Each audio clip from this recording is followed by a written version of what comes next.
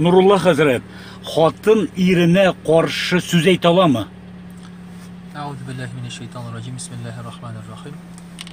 Коръән-и Кәримдә әйтелә, ирләр хатыннарга баш дип әйтелә. Һәм Пәйгамбәрбез саллаллаһу алейхи ва саллям да шулай ук әйтә, ирләр ярата буйсынганны. Менә шушы сүзләргә чыгып карасак, шушы сүзләрдән чыгып карасак, хатын кызның бер дә сүзе юк, бер дә сүз әйтә алмас кебек. Ләкин бу алай түгел. Әгәр дә хатын кыз төпле, фикерле, хикмәтле, киңәш бирәсе килә икән, ул аны киңәш итеп, матур итеп, тавышын күтәрмичә иренә бирә ала.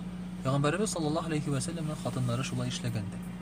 Ләкин монда ирне кимсетеп түгел, кычкырып түгел, мыскыл итеп түгел, матур итеп эшләргә кирәк, йомшаклык белән.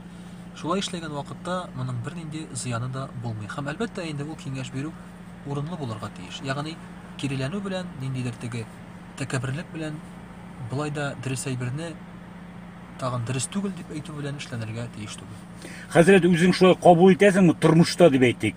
Китап берәй-бер әле ул, бит. Менә хатын кызың сиңа шундый акыллы киңәш бирү тормышында очрадымы? Мәсәлән, үз хатыныңа тукталсак, әгәр дә мөмкин булса. Мине хатын кызлардан матур яхшы киңәшләр ишеткәнем булды, иң беренче әнидән. Һәм күп очракта олы апалардан, әбиләрдән.